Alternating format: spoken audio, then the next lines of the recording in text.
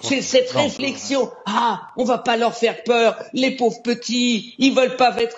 qu'ils aillent se faire foutre. François Berléand est venu la semaine dernière sur ce plateau et a déclaré les gens qui ne prennent pas le vaccin sont des crétins. Ah oui, oui.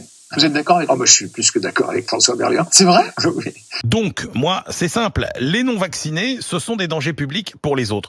Donc, moi, j'ai une démarche qui est très claire. C'est je fais tout pour en faire des parias de la société. Et on est maintenant avec une cohorte de gens vaccinés sur la planète qui n'a jamais été aussi importante par rapport à un produit. On a plus d'1 milliard de gens qui ont été vaccinés. Sur le long terme, on ne connaît pas les effets. On a énormément de recul. On a des milliers d'années de recul sur ce vaccin, en fait. Quand on additionne, en quelque sorte, le temps de chaque personne qui a été vaccinée. Et oui, en effet, à ce stade, les élèves qui ne sont pas vaccinés seront isolés. Le pays de Pasteur est dans la rue contre les vaccins. Mais écoutez, il y en a vraiment qui sont stupides.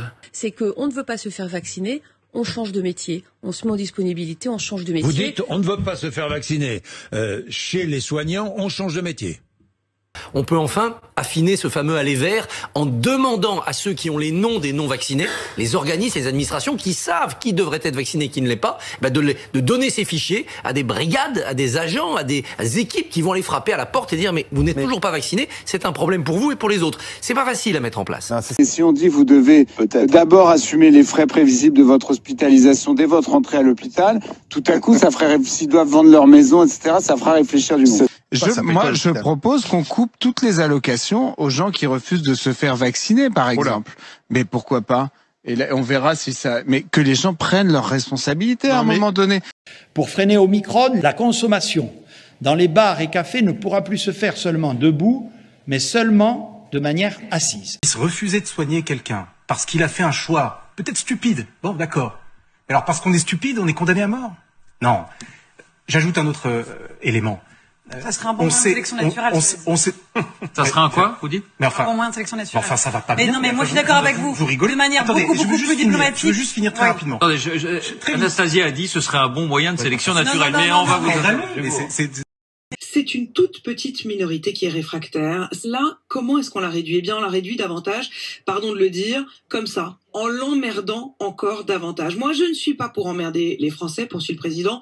Je peste toute la journée contre l'administration quand elle les bloque. Eh bien là, les non-vaccinés, j'ai très envie de les emmerder. Et donc, on va continuer à le faire et à les emmerder jusqu'au bout. On va se parler franchement. Qui emmerde la vie de qui aujourd'hui?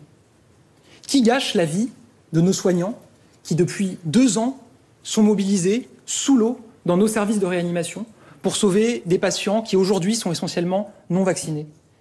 Ce sont ceux qui s'opposent au vaccin. Par exemple, le complotisme, c'est quelque chose qui ne peut pas me laisser... Vous dites que c'est les collabos d'aujourd'hui, les complotistes. Il me semble. Question qui est revenue aussi, quelle différence entre passe vaccinal et obligation vaccinale? Le passe vaccinal est une forme déguisée d'obligation vaccinale, mais c'est plus efficace qu'une obligation vaccinale. À ceux qui ont reçu un vaccin AstraZeneca, vous ne risquez rien, ni dans le premier jour, ni dans les 10 jours qui vont suivre, contrairement à ce qui vient d'être dit. Il n'est absolument pas démontré qu'il y ait un lien entre thrombose et vaccin, il faut le dire avec force.